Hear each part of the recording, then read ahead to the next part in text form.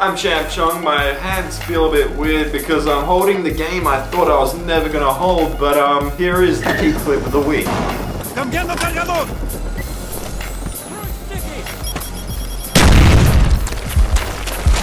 Headquarters secured. Our spy planes in the air. Our spy planes in the air.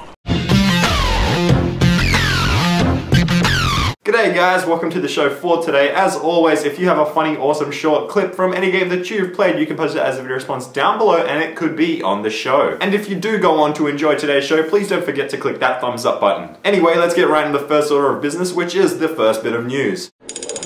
So as you probably know, it's E3 week, which means, well, there's just a whole bunch of new games coming our way. And well, there's two games that keep on being talked about. It's Modern Warfare 3 and Battlefield 3. They're coming out later this year and everyone just keeps on talking about them. Both Modern Warfare 3 and Battlefield 3 are set to be massive releases later this year, but after E3, everyone's getting their impressions of both games and are coming to a conclusion. The word around town is basically that everyone is saying, well, Call of Duty seems to be a step behind. Even well-known YouTube commentator XJaws mentioned that while he was watching the Modern Warfare 3 gameplay, that if someone came along and told him that this was just a Modern Warfare 2 extra level, he'd probably believe them. So my question is, will the COD 4 engine be able to keep up with everything that is advancing? So people seem to be skeptical about the next Modern Warfare title, but people are also talking about how the Modern Warfare title will be what they want, unlike what maybe will come along with Battlefield 3. Now the thing is, Battlefield 3 has amazing graphics, great gameplay, everything's all good in that end, but people are familiar with Call of Duty and how the game plays, the gameplay, and more. So it looks like it's going to be a really close race between the two games, but EA finally put a Battlefield release date on the market, and well, that gives them about 2 weeks of a head start over Activision's Call of Duty. However, that's not all of the story. Some of this has to be continued through to the sad news.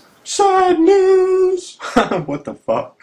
Okay, so I'm gonna briefly mention and carry this over to the sad news before I get to the real sad news. Okay, so if you don't know who Bobby Kotick is, he's basically the CEO and president of Activision and basically a massive douchebag and runs the Call of Duty franchise into the ground every single year. Now, Bobby Kotick is a great businessman because from a financial standpoint, the game's doing great, but for the core gamer, everyone's just getting a little bit rowdy. Anyway, something funny did happen to little Bobby at E3. He tried to play Battlefield 3 and well, EA people told him, hey man, get lost. It's pretty obvious that EA aren't stupid and know who this guy is, and well, I don't know why the hell he'd even attempt to do this, because there's no way your rival is gonna let you play their game before release while they're still developing it, while you're still developing your own game. I wish someone had filmed that moment when Bobby Kotick got kicked out of EA's section because, well, they didn't want him around their new game. And, well, that would have been a sad day for him, but nothing like when I found out about the Wii U. Now, getting to the Wii U, I, just like you, were expecting an awesome new console from Nintendo, but instead got some half-assed, slightly updated console with a crazy-ass controller. Now, don't get me wrong, I'm looking forward to how it all comes together, but I'm disappointed to not see Nintendo rebrand and take over the core gamer market. Now, I might buy a Wii U, but I may also hold out since next year's E3 just might reveal a new line of consoles from the powers of Microsoft and Sony. Speaking of waiting for things to happen in this gaming world, let's move on with the big news, because there's some expectations that have finally been met with the big news story. What? Big news! So, 1997 was like 14 years ago, and I was about 5 years old at the time, and I bet a bunch of you guys that are watching this video weren't even born back then.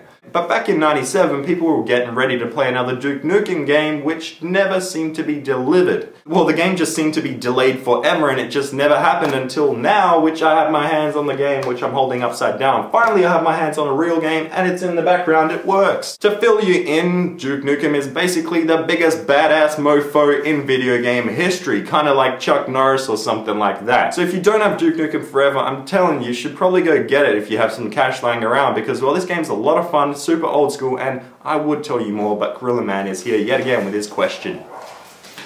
Thanks, Gorilla Man. Okay guys, Gorilla Man wants to know, if you could spend one day with Duke Nukem, what would you get up to? So get really creative with your answers and put them down in the comment section below, and they could be on Monday's show. But if you enjoyed today's show, please click that thumbs up button. For now guys, I'm gonna go play some Duke Nukem because I'm Champ Chong, my accent's Australian, and here are the answers to Gorilla Man's previous question.